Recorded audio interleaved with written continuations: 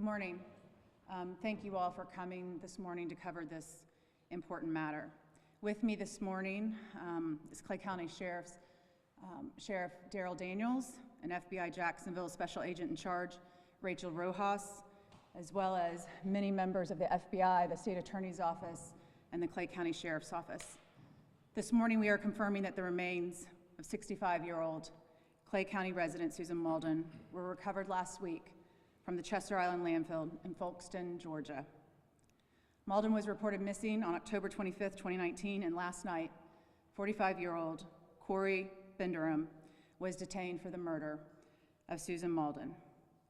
This morning I'd like to introduce Clay County Sheriff Daryl Daniels to provide you with more facts about the case and share with you his agency's investigation. Sheriff. Thank you. I'll get to my notes, excuse me. As the state attorney said, Ms. Mauldin went missing in October from her residence in Fleming Island, Florida. Detectives from the Clay County Sheriff's Office Robbery Homicide Unit were assigned to the missing persons case initially. Investigation revealed that Susan Mauldin was presumed missing and endangered, and Corey Binderim was developed as a person of interest as a result of the investigation. Information was developed early on in the investigation that the Rosemary Hill Waste Management Transfer Facility in Clay County, Florida was a place of interest for the detectives. This facility is a transfer station from Clay County wastes to be moved to the Chester Island Landfill in Folkston, Georgia. The Clay County Sheriff's Office contacted the FBI and requested assistance in this part of the investigation. Several logistical meetings were held between the Clay County Sheriff's Office, the FBI, the State Attorney's Office, and Waste Management. A search area was identified and secured. Later, logistical planning into the search of the landfill continued until a search date was established. Members of the Clay County Sheriff's Office, the FBI, and the State Attorney's Office represented the majority of the individuals responsible for the search conducted at the landfill. The search was conducted over a 10-day period where approximately 7,300 tons of waste was processed. Human remains were discovered on the 9th day of the search. As a result, the Georgia Bureau of Investigations assisted in the identification of the remains where it was determined to be that of Susan Mauldin. An arrest warrant was prepared and signed for Corey Binderim on charges of murder and tampering of evidence. And so with that additional information, I'll take questions or we'll defer to later. Yeah, we can defer. We'll defer. So I next want to introduce, before doing so, I want to thank you, Sheriff, and the men and women of Clay County, but I want to introduce Special Agent in Charge Rachel Rojas of FBI Jacksonville. In the last 3 years, I've had the opportunity to witness the FBI evidence response team in action, and frankly, it is a remarkable undertaking and operation that frankly words cannot do justice. FBI Jacksonville has been an incredible partner to us in this investigation, and frankly, without the FBI, we would not have recovered Susan Mauldin, and we would not be here today. So, Special Agent Rojas, thank you and your team. You've been instrumental in organizing the search. I'll turn it over to you to explain the search.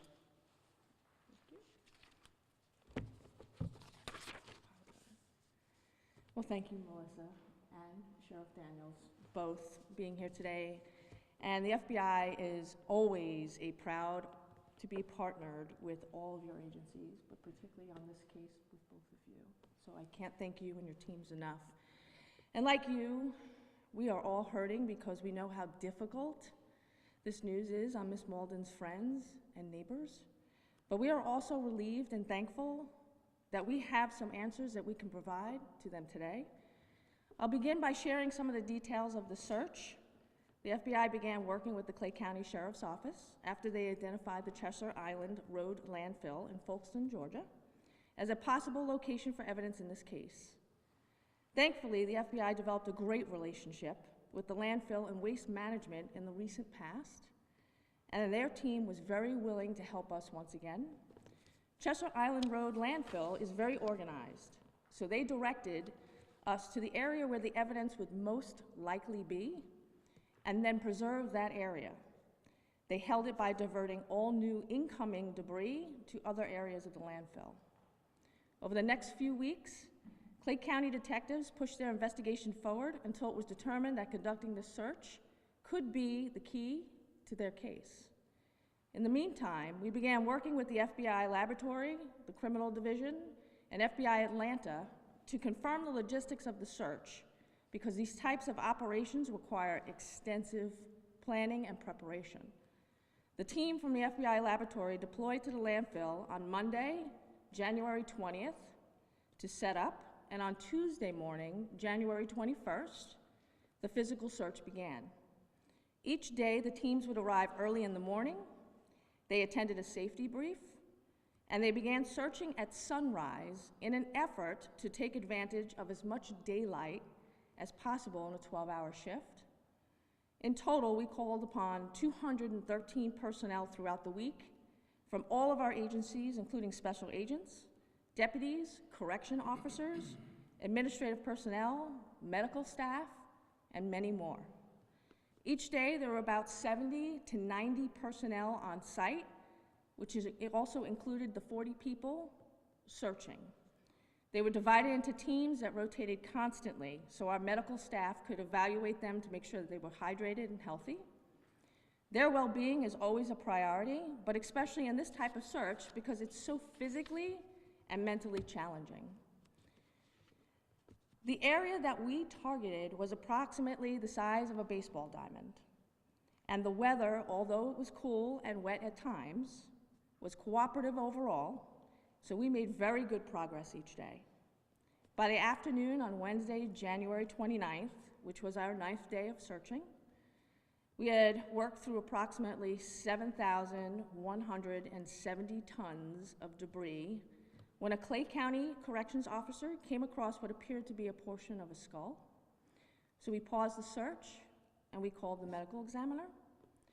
We resumed that search the next morning, and that's when the FBI employee located some additional remains in the same general area where the skull was also found. Later that day, on Thursday, January 30th, we received confirmation that Ms. Mauldin's dental records were a match and that there was no doubt that we finally found her. The news was heartbreaking for all of us. We've come to know a lot about Ms. Mauldin through this investigation, and we know that she was cherished by many people in the community.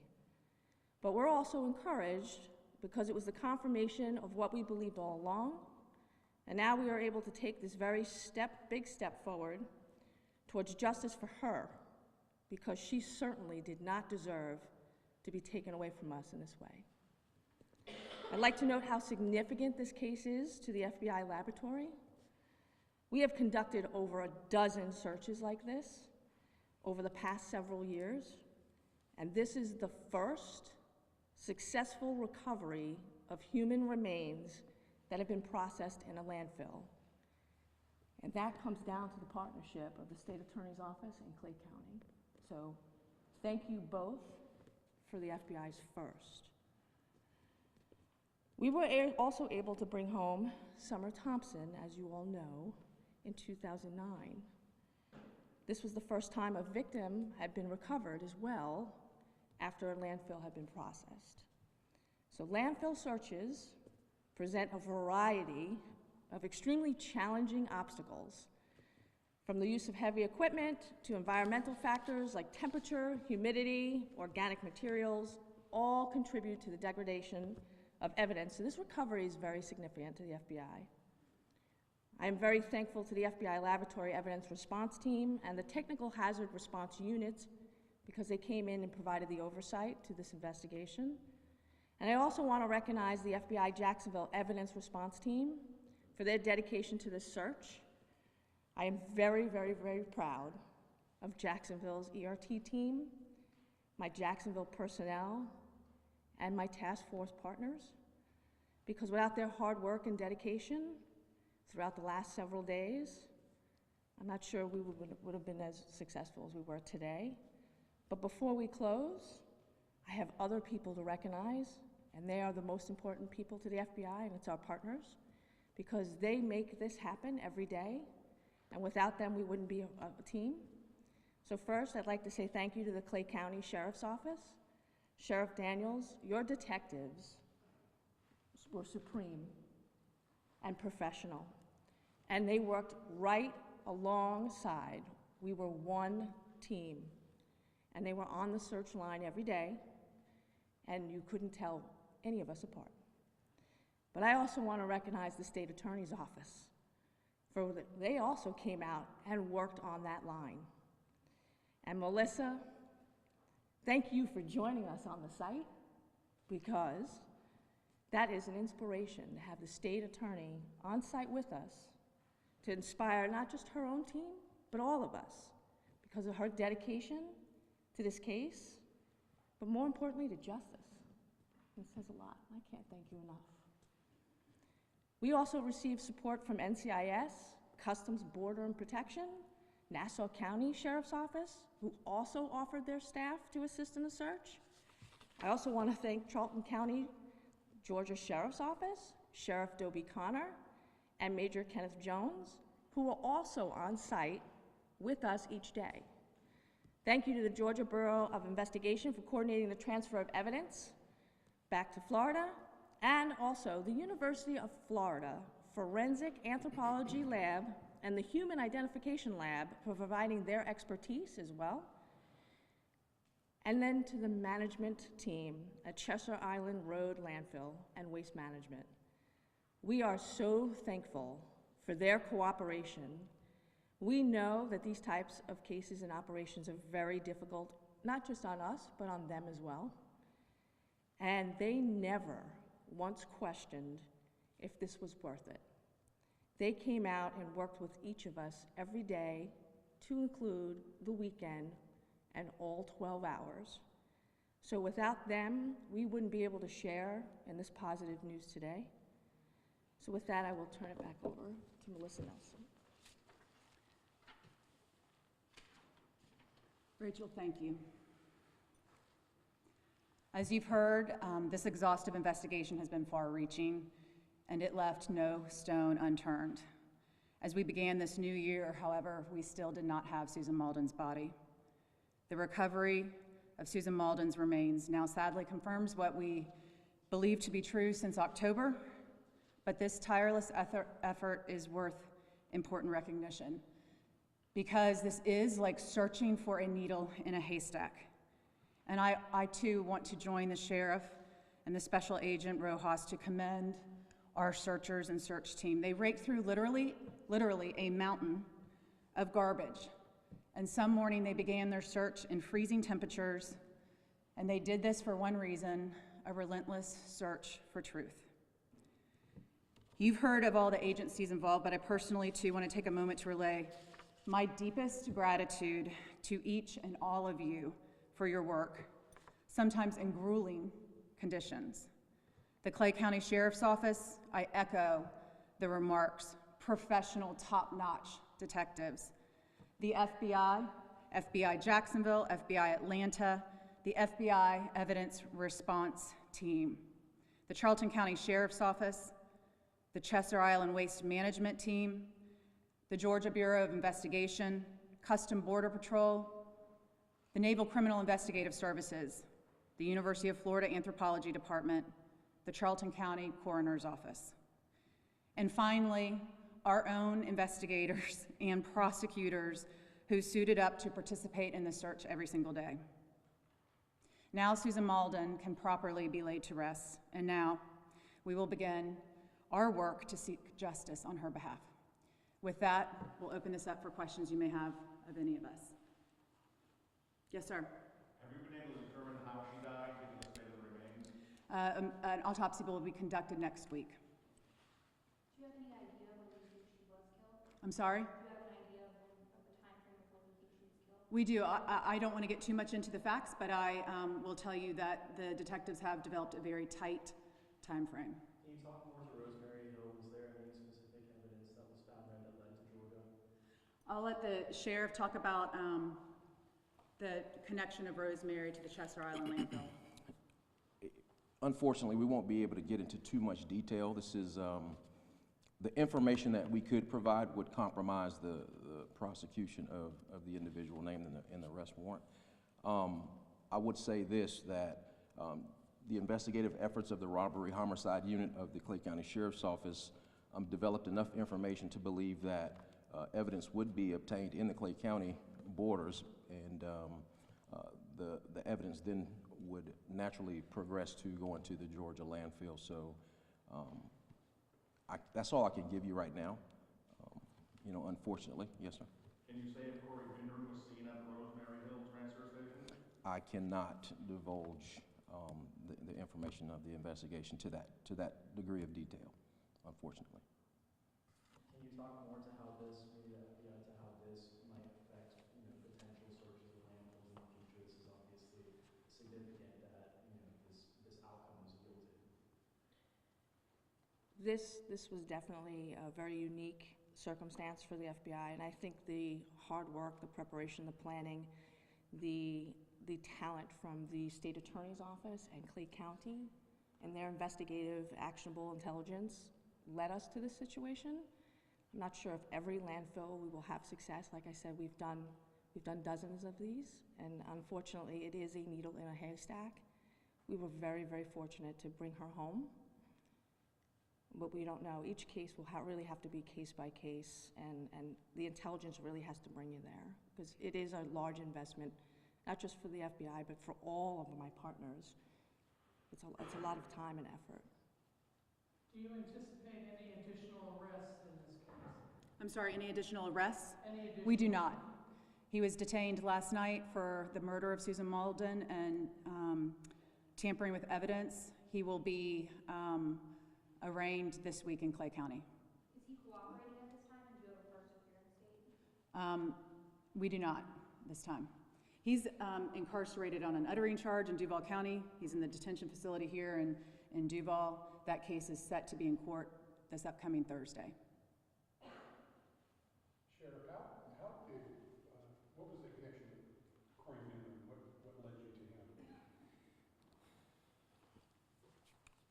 Don, unfortunately, that's going to really bring in the level of details that I'm not willing to divulge. I mean, I don't want to do anything or say anything that's going to compromise the prosecution efforts of the state attorneys, and I know that you understand. But while I have the opportunity, I will echo what's been said up here. When this degree of network stakeholders come together to set their minds on a course to find a suspect who's committed a heinous crime such as this, I mean, anything is possible within the 4th Judicial Circuit. The leadership team represented behind me and the men and women of the Robbery Homicide Unit all worked together as a cohesive group to bring closure to a case that was senseless. This lady didn't have to die. And, as you follow this case and information is revealed to what happened, it is deeply saddening to understand what happened to Ms. Mauldin, and I'm personally affected by that. Unfortunately, Don, I just can't and I won't give too much detail. Can you say if there was helpful physical evidence inside her house? Yes, there was. You mentioned that when searching the landfill that they found a skull, and later dental records confirmed that it was molded, but it seemed as if you found, and I'm not trying to be gruesome here, but different parts of her body. Do you believe she was dismembered? I won't say. Thank you. Anything else? Okay, thank you very much for coming out on a Saturday to cover this. And again, my deepest gratitude to all of you for joining us this morning, to you, Rachel, and to you, Sheriff Daniels. Thank you.